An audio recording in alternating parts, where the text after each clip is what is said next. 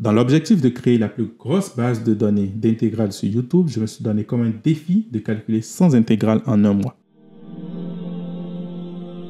Et ça, c'est la 54e intégrale. On veut utiliser la méthode de la décomposition en éléments simples afin de calculer l'intégrale de 1 divisé par x au carré plus 2, facteur de 1 moins x au carré. Et qu'est-ce que cela veut dire? Cela veut dire simplement de prendre notre intégrande que nous avons ici, de factoriser le dénominateur, de factoriser cela de telle sorte que tous les facteurs soient soit de degré 1 ou de degré 2 non factorisables. Ici, on peut constater directement que 1 moins x au carré ici, on peut encore arriver à factoriser cela. C'est-à-dire alors que l'intégrale qu'on doit calculer, c'est dx divisé par x au carré plus 2, facteur de 1 moins x, facteur de 1 plus x. Et là, on va utiliser maintenant la méthode de décomposition en éléments simples. On va dire alors que 1 divisé par x au carré plus 2, facteur de 1 moins x, facteur de 1 plus x, est égal à quoi?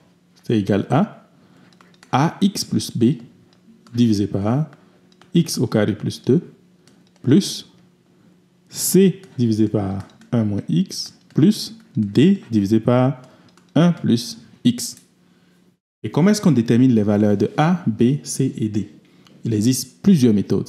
Moi particulièrement, j'aime la méthode du Heaviside.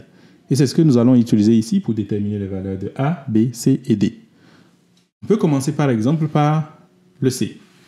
Le c est égal à quoi? Je prends mon intégrande, donc tout ce qui est ici, 1 divisé par x au carré plus 2, facteur de 1 moins x, facteur de 1 plus x, et je supprime ce qui est au dénominateur de c, c'est-à-dire 1 moins x.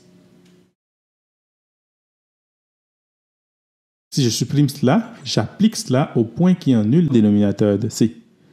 Et pour que le dénominateur de c soit égal à 0, il faut que x soit égal à 1. Ensuite, je remplace tout cela ici. Cela va me donner donc 1 divisé par 1 plus 2, facteur de 1 plus 1.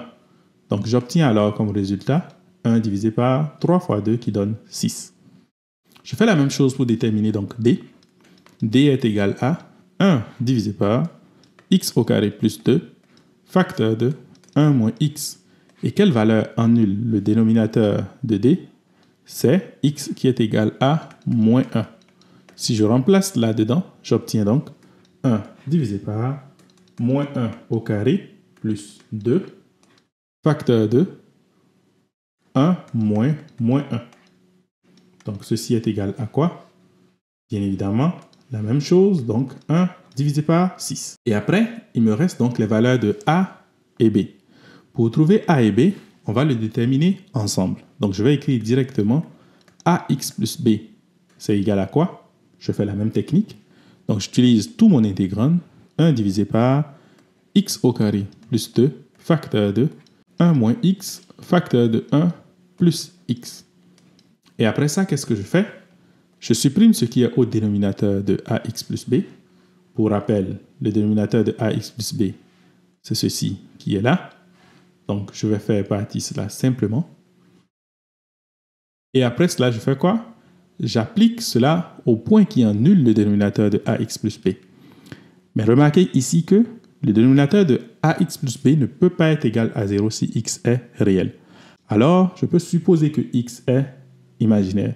Donc ici, cela revient simplement à prendre x de telle sorte que x au carré soit égal à moins 2. Alors, qu'est-ce que je vais faire? Il me suffit simplement de remplacer cela ici. On peut encore réécrire tout ceci comme étant 1 divisé par 1 moins x au carré, au point où x au carré est égal à moins 2.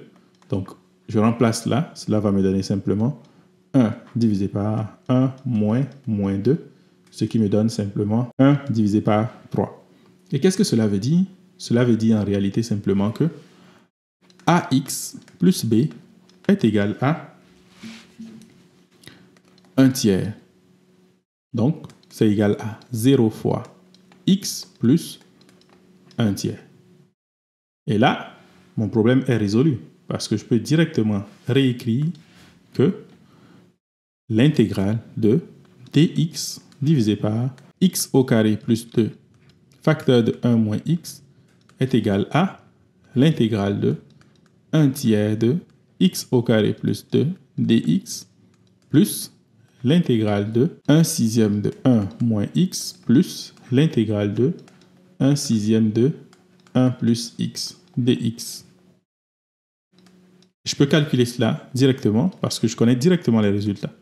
Ici, c'est 1 tiers de 1 divisé par la racine carrée de 2, arc tangente de x divisé par la racine carrée de 2, plus 1 sixième du logarithme népérien de 1 moins x, plus 1 sixième du logarithme népérien de 1 plus x plus une constante. 4. Et ceci, c'est le résultat auquel on s'attendait.